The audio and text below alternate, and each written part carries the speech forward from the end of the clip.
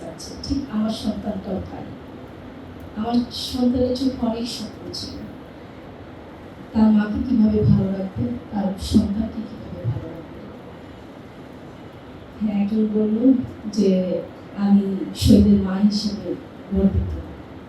বাবারে, কোন মায়ের সে কোন জায়গায় বসতে চায় না, এই জায়গায় বসে কথা বলে কিছু কত কষ্ট করে সে মাঠে যায়। সন্তান আমার তো একটাই ছিল, সন্তান হারানোর জ্বালা যে কত কষ্ট, একটা মা বা তার পরিবার কিন্তু অপেক্ষা থেকে আমার সন্তান বড় হবে, আমার বয়স হয়ে গেলে আমার সন্তান আমাকে দেখবে, আমার অসুস্থ হলে আমার সন্তান আমাকে ডাক্তারের কাছে নিয়ে যাবে।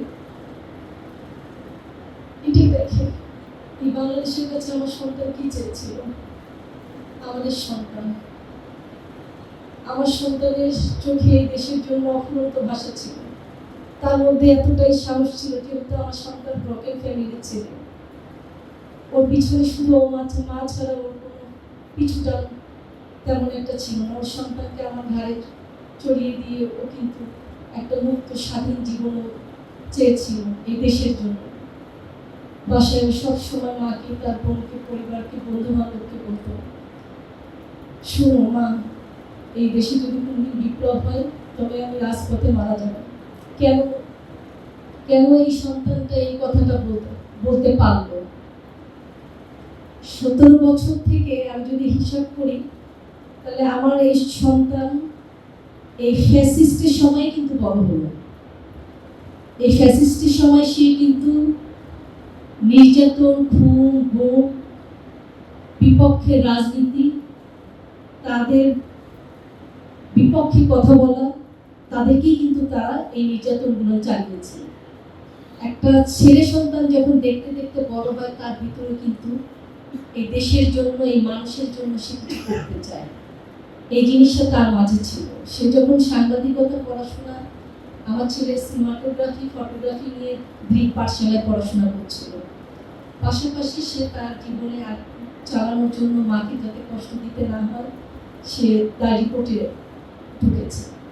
তো মারা যাওয়ার 2.5 মাস আগে ও রংপুরে গেল, বেশ কিছুদিন ও আছে। আমি বললাম তুমি যাবে না, তুমি কবে জয়েন করবে? আমি এবার তোমার কাছে 1.5 মাস থাকবো।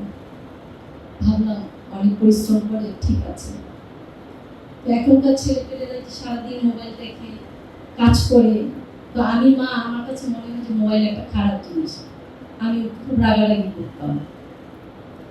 তো যাই হোক, কয়েকদিন পরে ওর কাছে আমি জানতে পারলাম ও চাকরিটা ছেড়ে দিয়েছে, দিয়ে ও আর একটা জায়গায় ও ঢুকবে। আমি বললাম তুমি কেন ছেড়ে দিলে? তো আমাকে প্রায় কিন্তু বলতো, আম্মু এই সময়ে বেশিরভাগ সংবাদ মাধ্যম, মিডিয়া হাউস আওয়ামী লীগের, সব আওয়ামী লীগের। আম্মু আমি এখানে কাজ করবো না, আমার ছেলে বাচ্চাকে আমি অন্যায় পথে খাবারটা দিব না। আমি বললাম বাবা, তোমার সবাই কাজ করতে হবে, তুমি তোমার মতন করবো। আম্মু আমি যে রিপোর্টটা করবো, যেমন ওই যে পুরান ঢাকার সেলিম, এইরকম লোককে যদি সাক্ষাৎকার দিতে পাঠায়, বলা হয় যে এই লোকটা খুব ভালো, তুমি জানো আম্মু এরা কতটা খারাপ।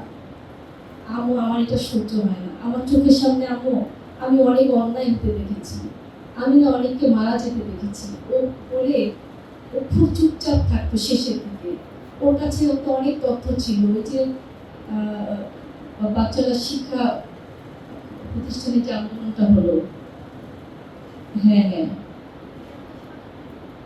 ছাত্ররা যে আন্দোলন করলো, হ্যাঁ, ছোট ছোট স্কুল প্রতিষ্ঠান, তখন ওর কাছে, তখন ওকে প্রচুর পিটাইছে, ওর কাছে প্রচুর ফুটেজ ছিল। তা আমাকে একদিন রাতের বেলা বলে, মা আমার কাছে যে ফুটেজগুলো আছে এটা যদি কোনোভাবে জানে বা জানতে পারে, তা আমি তো মা মারা যাবো।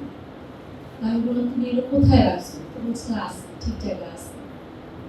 তো প্রিয় যেদিন 19 তারিখ, না সরি 15 তারিখ, যখন এই ঢাকা ভার্সিটিতে এই যে সবাই ব্যারিকেড ভেঙে যাচ্ছিল, ওই সময় আমি মানে রাতের বেলা দেখি ইউটিউবে ও এরকম একটা স্টাইল নিয়ে ও সবার আগে দৌড়াচ্ছে, ওর গায়ে একটা মেরুন কালারের গেঞ্জি ছিল। তো ওকে আমি রাতে পাইনি, পরের দিন, বাবা তুমি সবার সামনে গেছো কেন? তোমার মেয়েটার কথা তোমাকে চিন্তা করতে হবে, আমি মরে গেলে তোমার মেয়েকে কে দেখবে? আমাকে ও সব সময় বলবে, আম্মু তুমি মারা যাবে না, তোমাকে ভালো থাকতে হবে।